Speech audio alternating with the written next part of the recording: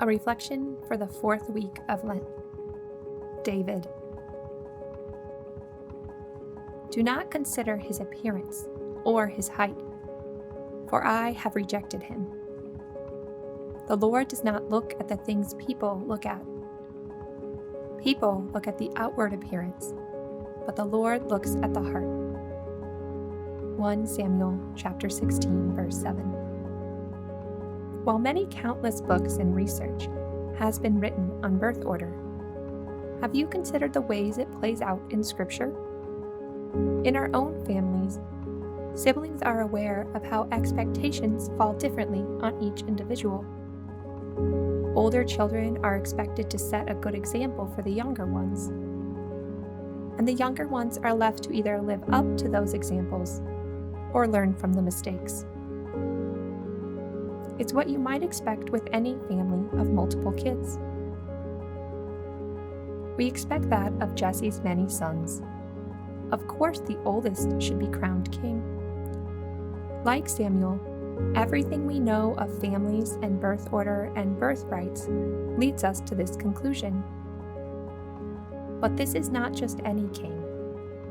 This king is chosen by God, who favors the lowly, the youngest, the very last one that any of them, Samuel included, thought would be chosen. Time and again, God surprises us all, and we are reminded that making a covenant with God will not look anything like what we expect. The youngest son who tends the sheep, the man who is born blind.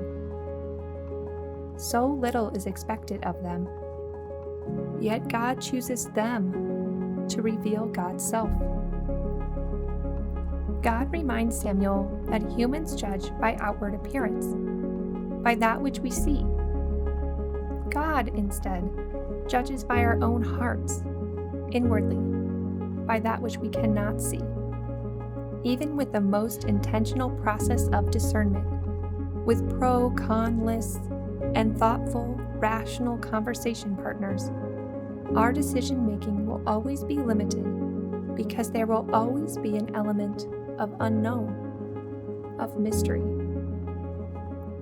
In prayer and our Lenten journey, God invites us to look deeper into that mystery and see past what is right in front of us. God is patient with us and with Samuel, pushing us further gently.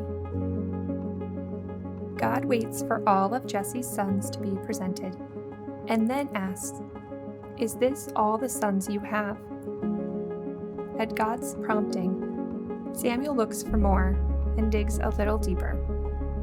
In doing so, he finds the next king in an unexpected and not so glamorous place, with the sheep.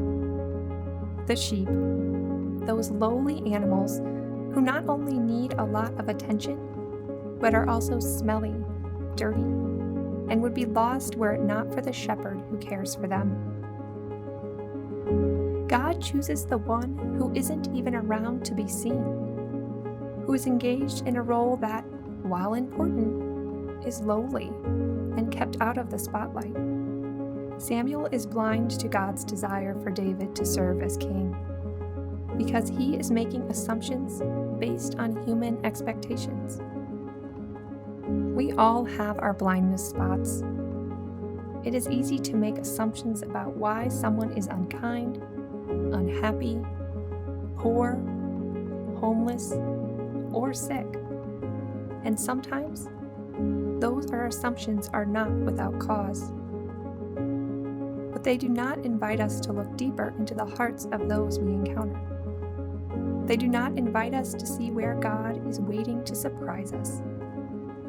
They do not allow us to see the surprising expectations God may have in store for us. What does the world look like through our eyes? What does the world look like through God's eyes? How can we adjust our vision toward God's way of seeing things?